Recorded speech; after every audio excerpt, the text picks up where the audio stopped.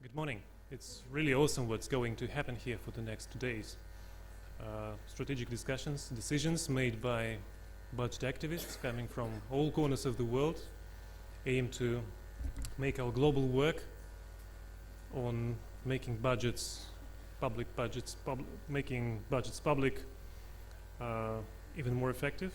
It's so exciting to think about it and to participate in this process. And as Warren said, this is not launch of the movement, because the movement was born more than a decade ago, and for all these years we have been learning, struggling, achieving, all on our country levels, regional levels, but also very much as one network, one global network of partners. And IBP has played a crucial role in helping to build and strengthen this partnership of budget groups. But new times offer new challenges and also new opportunities, so we believe that a moment has come to make our movement more tightly woven and more structured. And this assembly is aimed to give our movement a clear identity, governance structure, strategy and an action plan for the next year or so. And the culmination of this process will be signing of a joint declaration of principles, which summarizes key values, principles, aspirations and demands, which we have been standing by for all these years. So these objectives have determined the agenda of our assembly, and I would appreciate if you find a moment to look through it with me. So, following the keynote presentation by Ms. Aruna Roy, we will brainstorm on what can a collective international effort add to the struggle for budget transparency, accountability, and participation in our countries. The goal of this session is to see what lessons we can learn from the work of other international campaigns which work on both global and local levels. And to kickstart this discussion, we will review cases from several campaigns: the HIV/AIDS campaign, anti-discrimination campaign, and the extractive industries transparency movement. Then, after a refreshing coffee break, which is also an excellent opportunity for us to get better acquainted with each other, we will head straight to the discussion about what will become one of the core activities for our movement: development and promotion of global norms on budget transparency, accountability, and participation.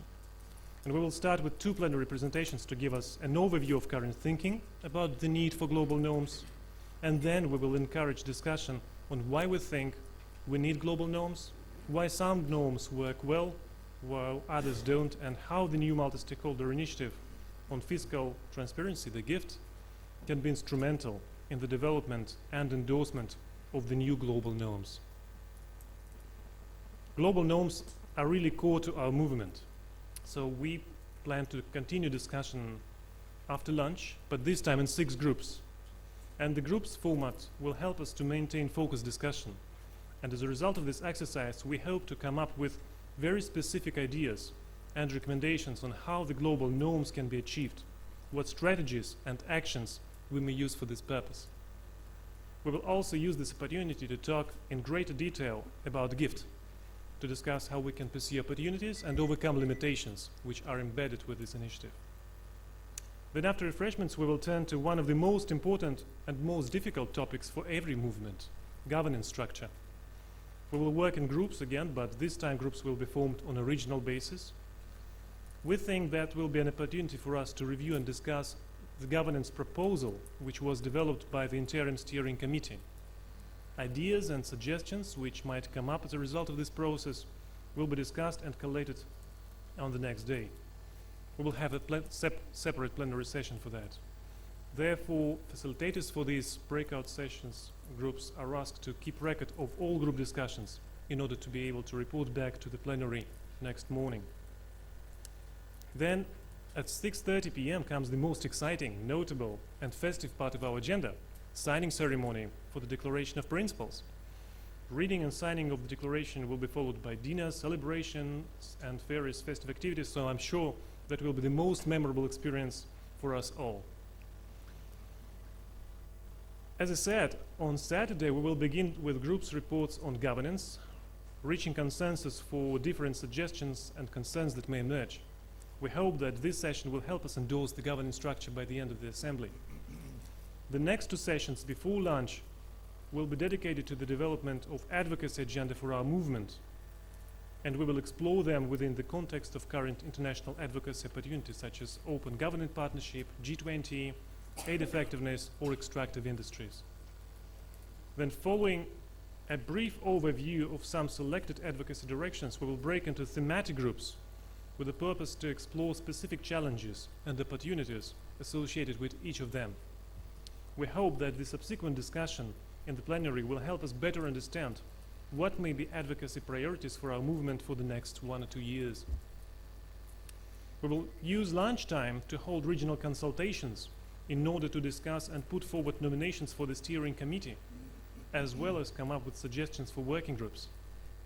We also encourage participants to use this lunch as an opportunity to discuss some regional advocacy actions, opportunities which may emerge out of our early discussions within the 2 days. Then comes one of the major changes in our agenda, because we realize that it makes better sense to have an opportunity to discuss and agree upon the action plan for the movement before finalizing its governance structure. So after all, any governance structure is only a place to support actions. So after lunch on Saturday, we will try to sum up the priority action plan, which will guide the movement efforts for the next year. And after that, we will return to the governance issue, appointing steering committee members, agreeing on working groups and the secretariat, and endorsing our governance structure as a whole. And that will complete our formal agenda, but hopefully not the process of generating and sharing ideas, which I am sure will continue to shape our movement after the assembly, with steering committee, regional discussions, and working groups being vehicles for that. Thank you.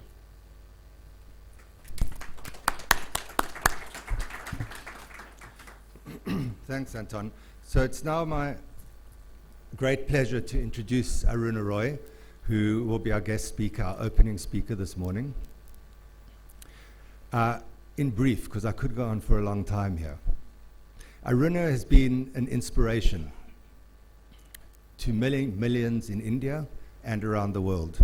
She was a co-founder of MKSS in India, and now also sits on the National Advisory Council of the Government of India.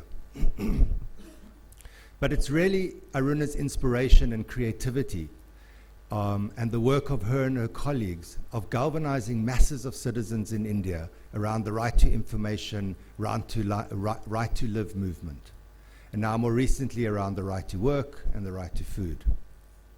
So I'm not going to say more because you'll hear for yourself, but thank you very much, Aruna, for joining us.